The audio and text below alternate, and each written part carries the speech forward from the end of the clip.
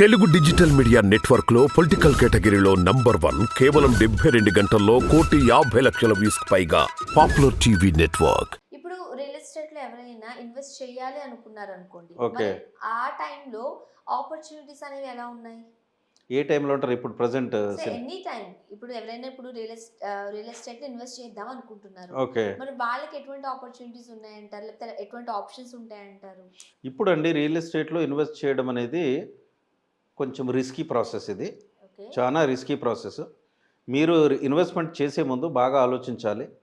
మీరేంటి ఒక short term investment plan చేస్తున్నారా, లాంగ్ టర్మ్ ఇన్వెస్ట్మెంట్ ప్లాన్ చేస్తున్నారా? మీరు ఒక 1 crore ఇన్వెస్ట్ చేసినప్పుడు డౌన్ ద లైన్ 5 ఇయర్స్కి 10 ఇయర్స్కు ఎంత రిటర్న్ ఆన్ ఇన్వెస్ట్మెంట్ మీరు ఎక్స్పెక్ట్ చేస్తున్నారు? ఆ పర్టికులర్ లొకేషన్ దానికి సూటబులా కాదా మ్మ్హ. అనేటువంటిది చాలా రీసెర్చ్ స్టడీ చేయాల్సి ఉంటుంది. దట్ ఇస్ ద రీజన్ వికీరియల్ ఇస్ దేర్.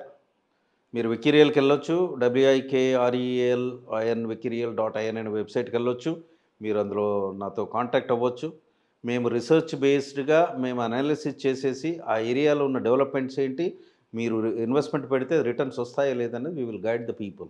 సాధారణంగా మీరు కాస్త డిఫరెంట్ గా చెప్తున్నట్టుగా నాకు అనిపించిందండి. ఓకే. ఎక్కడైనా సరే ఓ మారుమూల అయినా సరే ఒక చిన్న స్థలం అనేది ఉంటే భూమి రేటు పెరుగుతుందే తప్ప తరగదు, వింటున్న మాట. రైట్. అయితే ఇటు యాదాద్రి వైపు కొనండి, లేకపోతే ఇటు లింగంపల్లి వైపు కొనండి, ఇట్లా వింటూ ఉన్నాం. లేకపోతే రైట్. సదాశివపేట ఎక్కువగా వింటూ ఉన్నాం. ఈ ఏరియాస్ లో కొనేసుకుంటే ఒక 5-6 ఏళ్ళు అయ్యేసరికి డబ్బులు వచ్చేస్తాయి డబ్బులు అని అంటున్నారు. డబుల్ ట్రిపుల్ కూడా అయ్యే ఛాన్సెస్ ఉన్నాయి అంటున్నారు. రైట్. మీరేం చెప్తారు? నాకు కొంచెం మీరు డిఫరెంట్ గా చెప్తున్నట్టు అనిపిస్తుంది. ఇప్పుడు మీరు అనే పాయింట్ ఏంటంటే there is no rationale behind it. Rationale అని నేను ఎందుకంటానంటే there should be a documented evidence.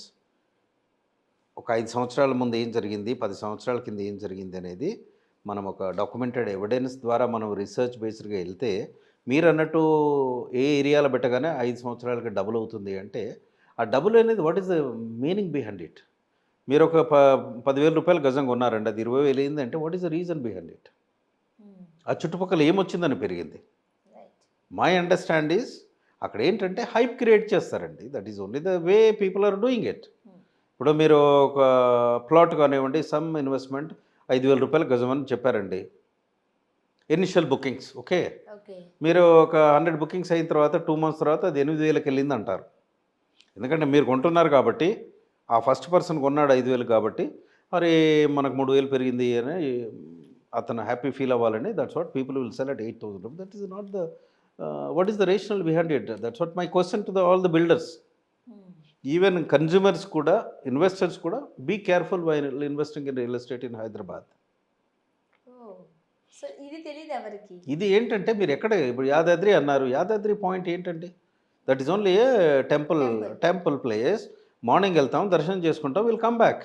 I right? But what way temple is concern for the real estate? So అంటే బాంబే వెళ్ళే హైవే ఎంత, లేకపోతే ఇటు విజయవాడ వెళ్ళే హైవే ఎంత, ఇంకా రేపు అన్న రోజు అక్కడ మనం భూమి కొనాలన్నా కొనలేము, అడుగు కూడా పెట్టలేము, అట్లా అయిపోతుంది అని అంటున్నారు. బట్ ఇదంతా మనము లైక్ ఏ డ్రీమ్ అనుకోవాలంటారా? It's 100% dreamy. It's magic which is happening. Okay. And advise the people be bit కేర్ఫుల్గా ఉండాలని చెప్తాను.